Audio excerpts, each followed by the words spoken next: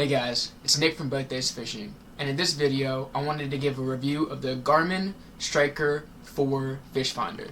This is the Fishfinder that I use in my kayak every time I go fishing, and I want to give a review on it because I think it is currently the best value budget fish finder on the market in 2018. So stay tuned and I'll let you know why. Okay guys, so I want to start off this review just by talking a little bit about my application of this fish finder and experiences I've had with others using this application in the past. So I'm primarily a kayak fisherman. That's what I have this fish finder rigged to use, and I've been doing that for about 7 years now. So I've gone through quite a few fish finders in the same $100 price range and found them not to be as durable as I'd hoped for, whether it was the corrosion of cables or I've had head units go bad on me, I've had transducers crack on me. Different things have happened throughout the years, but this Garmin has been extremely durable. So one of the key takeaways for me is that it's really high quality components, and I think it's going to hold up pretty much in any application if it can hold up on the kayak. With that said, I want to get in kind of just some of its basic features. As you can see on the box here, it has a 3.5-inch screen display.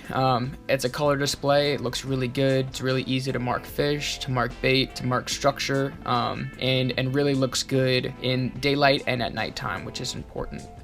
It has a built-in GPS system, which is almost unparalleled for this price range, that allows you to run waypoint maps and other really cool things that I'll get into later. It has Garmin Chirp sonar, which looks really clear. Like I said before, it's really easy to mark almost anything in the water, and it is detailed enough to really depict and to change what you're seeing in the water. And last but not least, it has a waterproof rating of IPX7, which is really high for fish finders, and I think Garmin says that it basically is designed to handle up to 30 minutes underwater, which hopefully would never need to happen. But being in an application like a kayak, it's really important that these fish finders and all electronics really can take some type of water exposure and abuse and can still function.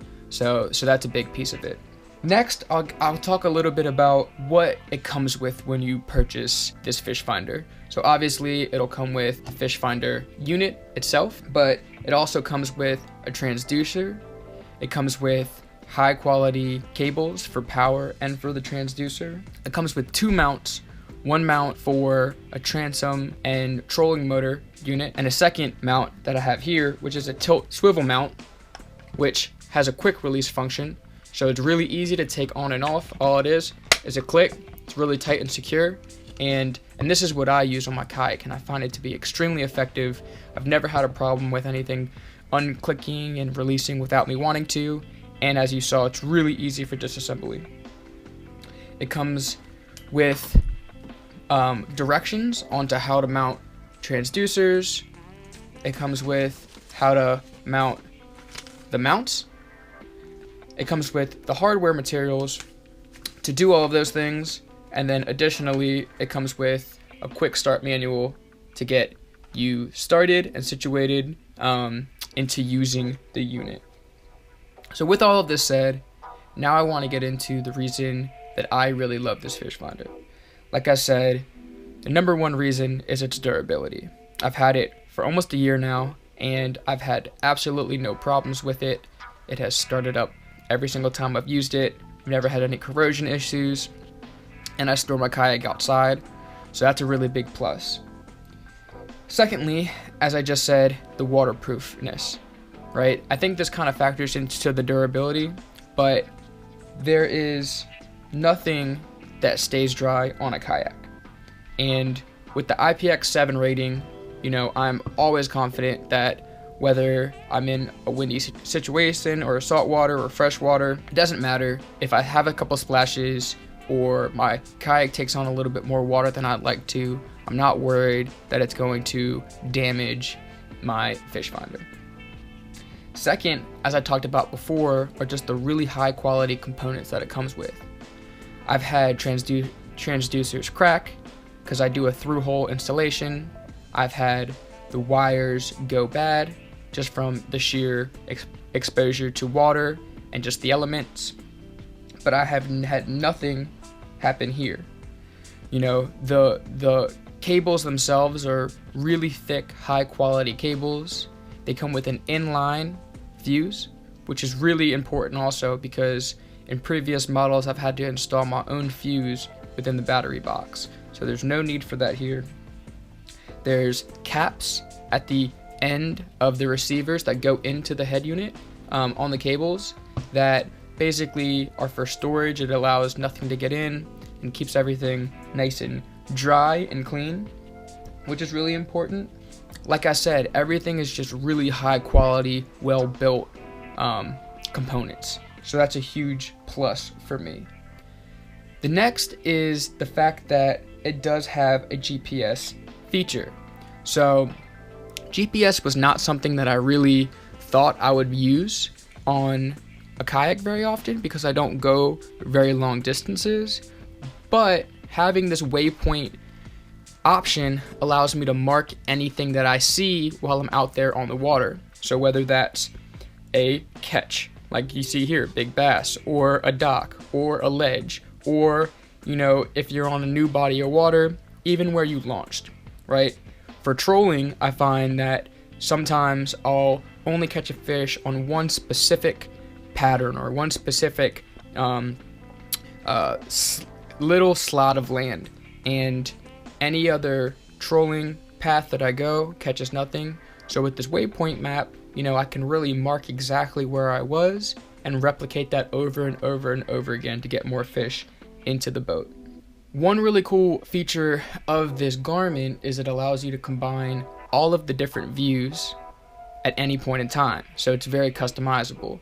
As you can see here, you can combine the different frequencies that it allows, which it allows a 200 kilohertz frequency and a 77 kilohertz frequency. The difference between these is that the 200 kilohertz is more focused, so it's going to be a clearer image. However, it's going to be a smaller range or window that the sonar looks down into. And then the complete opposite is for the 77 kilohertz. So it's going to be a little bit less focused or less clear, but it's going to be a wider range that it shoots down into. So you can see here that, you know, the 77 kilohertz might pick up something that the 200 kilohertz sees as, you know, just dirt or debris. So it's cool having both options, and it just kind of gives you added flexibility. On top of that, you can split it with the waypoint and the sonar at the same time. So if you want to use your waypoint, you can still split the screen and, you know, have both features at the same time. I found with the 3.5-inch screen, it's still, you know, big enough to be able to split this and have useful images on both. It also has this flasher format, which I think, you know, is not something that I use, but it can be used for ice fishing, for some vertical jigging, or something of that sort. So it's just cool that it has that extra option. Additionally, you know, this Fishfinder allows optimal customization of the format. So as you can see here, you were able to put the speed, where you're heading, the depth, all of these, you know, quantifiable measures on the face of the Fishfinder in any view that you'd like to. So for instance, like I said, sometimes I like to troll. So usually what I have on mine is I'll have my speed, I'll have the voltage of my battery, I'll have, you know, my position, and then I'll also have the water temperature all at the same time. And what it does is it puts it up here in the top left. It doesn't distort your image at all. It doesn't block any views. And I think it's just a really cool feature that I have not been able to really find on the other Fishfinders at the same price range. And on top of that, there's just a lot of other really easy, user-friendly options that this Fishfinder allows for you to do, right? So I can't get into all of them because there's really unlimited amounts of, you know, different combinations of things that you could use. So everything is customizable, every page is customizable, and, you know, it saves it for you. So your view would be different than my view. But yeah, so that's really it. I think, I'll follow this up with an on-water review if you would like to see what it looks like in the water. If you subscribe, that'll be coming out here shortly as well. So I hope you like this. I think if you're in the market for a budget fish finder, I really encourage you to put this at the top of the list that you want to go and look at and do your research on, because I have not found anything that can compare to it in the same price range.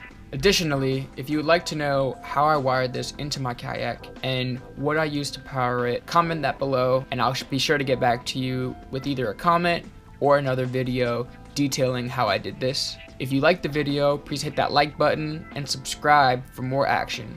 I appreciate you watching, and until next time,